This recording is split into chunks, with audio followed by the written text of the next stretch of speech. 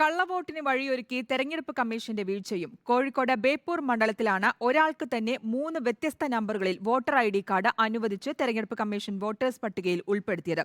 Reporter വാർത്തയെ തുടർന്ന് 2 തെരഞ്ഞെടുപ്പ് ഉദ്യോഗസ്ഥരെ മുഖ്യ തെരഞ്ഞെടുപ്പ് ഓഫീസർ സസ്പെൻഡ് ചെയ്തു. ഉദ്യോഗസ്ഥർക്കെതിരെയും വോട്ടർ ID സ്വന്തമാക്കിയ വോട്ടർക്കെതിരെയും കേസെടുക്കുമെന്ന് മുഖ്യ തെരഞ്ഞെടുപ്പ് ഓഫീസർ അറിയിച്ചു. കോഴിക്കോട് കളക്ടർക്കും കാരണം കാണിക്കൽ നോട്ടീസ് നൽകി. Report big impact.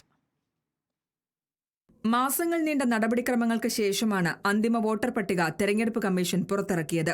എന്നാൽ തെരഞ്ഞെടുപ്പ് പ്രഖ്യാപിക്കാൻ മണിക്കൂറുകൾ മാത്രം ശേഷിക്കെ ഗുരുതരമായ വീഴ്ച കണ്ടെത്തി തിരുത്താൻ കമ്മീഷന് സാധിച്ചില്ല. വോട്ടർ പട്ടിക അരച്ചുകലക്കി പരിശോധിക്കുന്ന രാഷ്ട്രീയ പാർട്ടികളും അനങ്ങിയില്ല. കോഴിക്കോട് പാർലമെന്റ് മണ്ഡലത്തിലെ ബേപ്പൂർ 24 നമ്പർ ബൂത്തിലാണ് ഒരാൾക്ക് 3 വോട്ട് അനുവദിച്ചത്. ഷാഹിർ ഷാഹുൽ ഹമീദ് എന്ന വോട്ടർക്കാണ് ക്രമനമ്പർ 1197, 441, 1188 പ്രകാരം വോട്ടുള്ളത്. പേരും വിലാസവും ഫോട്ടോയുമെല്ലാം ഒന്ന് തന്നെ.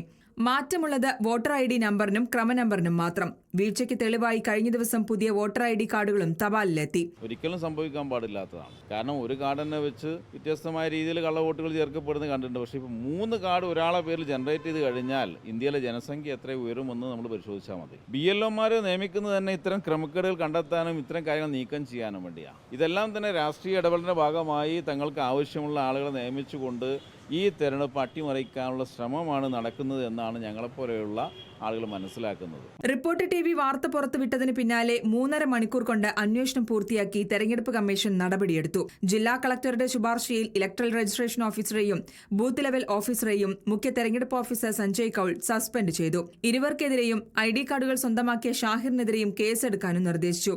ജില്ലാ തെരഞ്ഞെടുപ്പ് ഓഫീസർ കൂടിയായ കോഴിക്കോട് കളക്ടർക്കും കാരണം കാണിക്കൽ നോട്ടീസ് നൽകി. റിപ്പോർട്ടർ കോഴിക്കോട്.